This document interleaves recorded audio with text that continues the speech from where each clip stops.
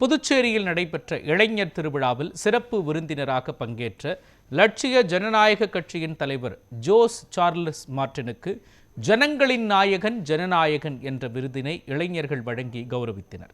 நம்ம புதுவை நம்ம திருவிழா என்ற கருப்பொருளுடன் புதுச்சேரியின் கலாச்சாரம், பாரம்பரியம், ஒற்றுமை மற்றும் மக்களின் மகிழ்ச்சியை பிரதிபலிக்கும் வகையில் புதுவை யூத் ஃபெஸ்ட் 2026 இளைஞர் திருவிழா உப்பளம் பகுதியில் உள்ள துறைமுக மைதானத்தில் கோலாகலமாக நடைபெற்றது. இதில் லட்சிய ஜனநாயக கட்சியின் தலைவர் ஜோஸ் சார்லஸ் மார்டின் சிறப்பு விருந்தினராக கலந்து கொண்டு பல்வேறு போட்டிகளில் வெற்றி பெற்ற இளைஞர்கள் மற்றும் இளம் பெண்களுக்கு 15 லட்சம் ரூபாய் மதிப்பிலான பரிசுகளை வழங்கினார். சட்டமன்ற உறுப்பினர் சிவசங்கர், கட்சியின் பொது செயலாளர்கள் துரைசாமி, பிரபாகரன், பாபு, JCM மக்கள் மன்ற தலைவர் ரீகன் ஜான்குமார், பொருளாளர் அயூப் கான் உள்ளிட்ட நிர்வாகிகள், 3000க்கும் மேற்பட்ட இளைஞர்கள் மற்றும் இளம் பெண்கள் இந்த விழாவில் பங்கேற்றனர். இதனைத் தொடர்ந்து கொட்டும் மழையில் எழுச்சியுடன் உரையாற்றிய Jose Charles Martin, Singapore, Hong Kong, Dubai போன்ற வளர்ந்த நகரங்களைப் போல புதுச்சேரியை வளர்ச்சியடைந்த மாநிலமாக மாற்ற வேண்டும் என்று கூறினார்.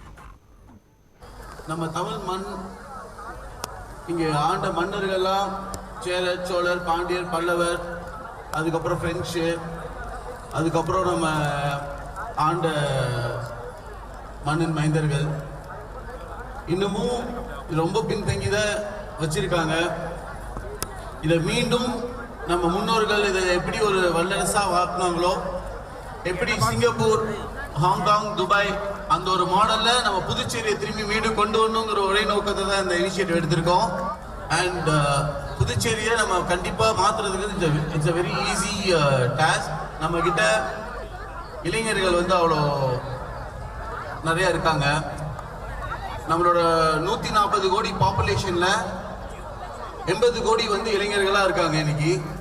அப்படி இருக்கிற இளைஞர்களை நம்ம அவங்களுக்கு நல்ல பாதையில வழி நடத்தி அவங்களுக்கு அடையக்கூடிய இலக்கு, விஷன், மிஷன் எல்லாம் கிளாரிட்டியா அவங்களுக்கு நம்ம இப்பவே வழிகாட்டணும்னா நம்ம உலகத்துல மிக சிறந்த ஒரு மாநிலமா வரலாம்.